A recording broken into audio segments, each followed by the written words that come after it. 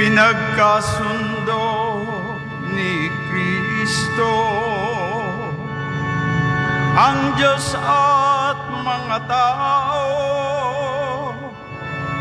kaya't napatawad tayo.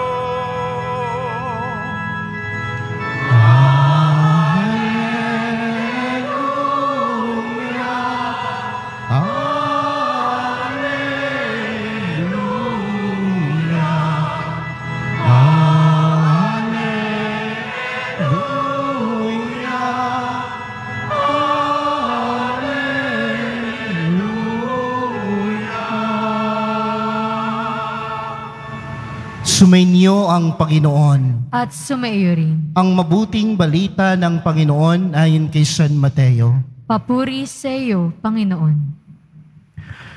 Noong panahong iyon, sinabi ni Jesus sa kanyang mga alagad, kung magkasala sa iyo ang kapatid mo, puntahan mo siya at kausapin ng sarilinan.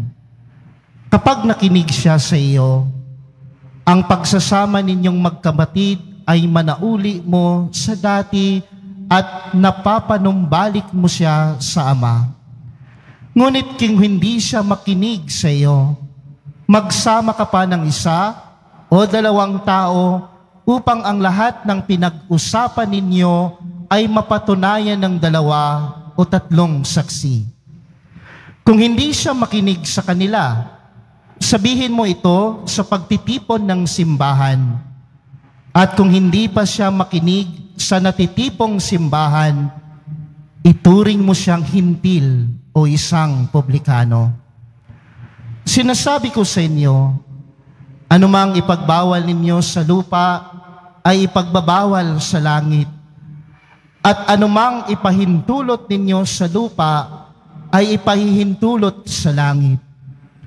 Sinasabi ko pa rin sa inyo, kung ang 2 sa inyo dito sa lupa ay magkaisa sa paghingi ng anumang bagay sa inyong panalangin, ipagkakaloob ito sa inyo ng aking Amang nasa langit. Sapagkat saan man may 2 o 3 nagkakatipon dahil sa akin, naroon akong kasama nila. Mga kapatid, ang mabuting balita ng Panginoon. Pinupuri ka namin, Panginoong Hesukristo. Magsiupo muna tayong lahat. Isang magandang umaga po sa inyong lahat. Alam niyo po mga kapatid, naniniwala ako o totoong-totoo naman talaga na sa pagkatao mo ay may kabutihan na meron ka. Di ba? Naniniwala ako na sa pagkatao mo, may kabaitan na natura ka, na nature sa iyo, na mabait ka. Di ba? Naniniwala ako na yung katabi mo, o mismo na ikaw, may kagandahan na meron ka. No? Di ba? May kabutihan ka, may kagandahan ka, no? Maganda ang ugali mo, at mabuti ka. Yan ang meron ka. At masarap yan pag-usapan. Lalong-lalo na kapag nakakarinig ka ng mga appreciation, ay ito si ano ba? Maganda talagang ugali nito. Ito si ano, napakabait talaga nito. Di ba? Masarap pag-usapan. Lalong-lalo na siguro kapag yung pangalan mo ay na-mention sa Facebook, tapos sinabihan kang maganda ang ugali nito, matulungin ito, masipag ito, etc., etc. Yan ang meron tayo. No? Masarap pakinggan. Masarap yan, tawag niyan, yung marinig natin doon sa ating kapwa, na na-appreciate tayo.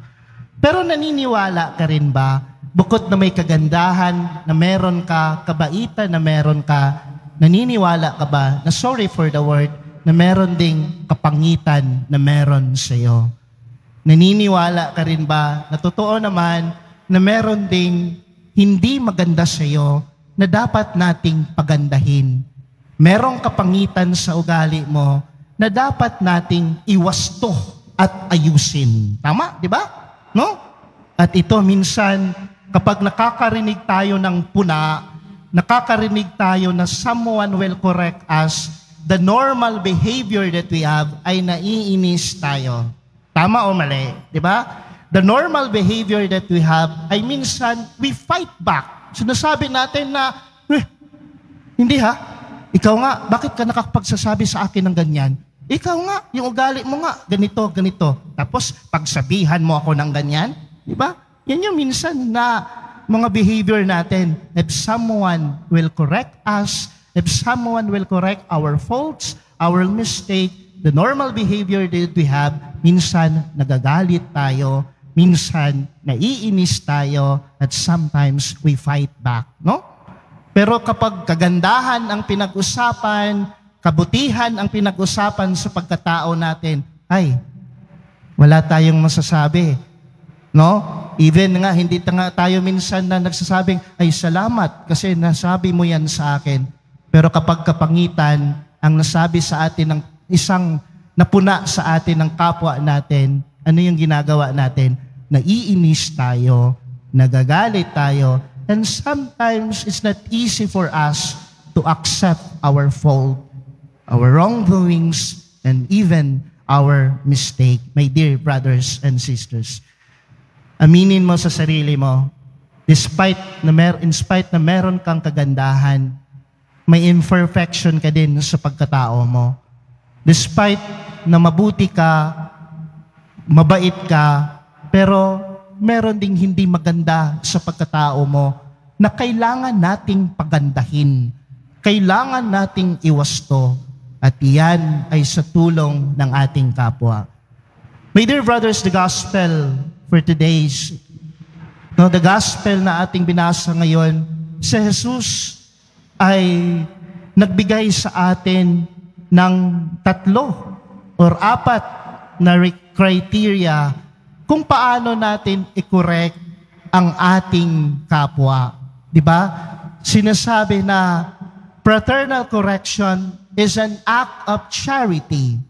Di ba? Madalas sinasabi natin ito, kaya kita pinupuna, kaya kita kinokorek kasi concern ako sa iyo.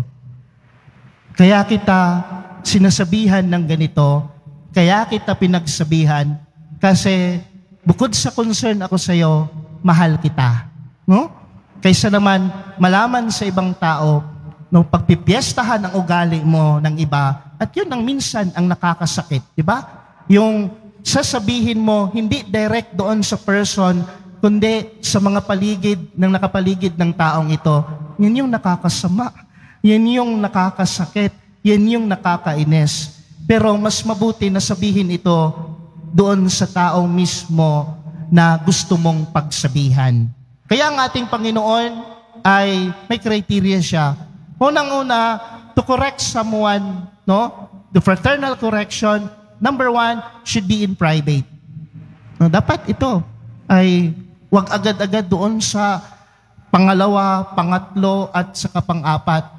Kasi kung ngayong pangalawa, sabi pa nga sa ating ebanghelyo, kapag hindi pa talaga nakinig, ay magkuha ka ng 1 o 2 witness para marinig nila kung ano yung pinagsasabi mo doon sa kapwa mo. Pag hindi pa talaga, yung pangatlo ang gawin mo, no? As the help of the community. And then, yung pang-4, kung walang-wala na, no? Yung sinasabi ay treat him or her as a Gentile o isang publikano. Pero mga kapatid, kung ating pagnilayan ang ating ebanghelyo ngayon, kung ating gagampanan o ating gagawin yung pang-una, hindi na tayo aabot sa pangalawa, pangatlo at pang-4. Kasi yun palang pang-una, solved na tayo. Kapag i-correct natin, ang ating kapwa should be in private. Diba? May dialogo, may communication na nangyayari. Kaya yung una pa lang, okay na tayo dyan. Pero mahirap itong gawin. Kasi minsan, sasabihin natin, wag na lang nating sabihin, hayaan na lang natin, baka kasi magkatampuhan pa tayo, baka kasi magkakagalitan pa tayo, baka kasi mainis pa. Pero, my dear brothers and sisters, Jesus invite you through in our gospel that fraternal correction is an act of charity. Uulitin ko po, kasi pinupuna kita kasi mahal kita. pinupuna kita, pinagsabihan kita kasi concerned ako sa iyo. Again, my dear brothers and sisters, when someone tell you about your mistake, your fault, your wrongdoings, what to say? No? Kung merong magsabi sa iyo na pinagsabihan ka, don't fight back. Instead, you say, thank you. Be thankful. Why? Kasi dahil dyan, napagsabihan mo ako, nag-grow ako. Nalaman ko na mali pala ito, na buong akala ko na tama na ako. Pero dahil sa iyo, I'm so grateful and thankful na pinagsabihan mo ako. Di ba? Minsan kasi akala natin tama na yung ginagawa natin, na hindi natin nakikita sa sarili natin, pero nakikita ito ng kapwa natin. Uulitin ko po, when someone correct you, no? Don't refuse. Accept, be thankful, and say thank you. Number 2, if you're wrong, please ask for forgiveness. Say thank you. Number 2, okay, please forgive me. Kung mali man yung nagawa ko, salamat sa pag-correct sa akin. Patawarin mo sana ako. Please forgive me. Di ba? Napakaganda. And then, number 3, ask the Lord to guide you to accept yung mga bagay na hindi mo ma-accept sa sarili mo. Kasi sometimes comments and suggestion, tawag nito, yung correction, it's not easy to accept. Especially when you are 40, when you are 50, when someone na mag-correct sa'yo, di ba? Mahirap, no? Buong akala natin, tama na yung ginagawa natin. And then, hingin mo ang tulong ng Diyos na matanggap mo ang mga puna, ang mga pinagsasabi ng kapwa mo. Again, my dear brothers and sisters, say thank you. Pasalamatan mo.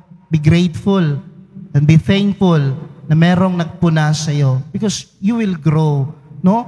Matatama mo yung kapangitan na meron ka, maiwawasto yon. Yung mga hindi kagandahang ugali na meron ka, mas lalong mapapaganda yon dahil sa correction ng kapwa mo. Be thankful, say sorry, and please ask the Lord na tanggapin mo ang mga puna at correction ng kapwa mo. Why?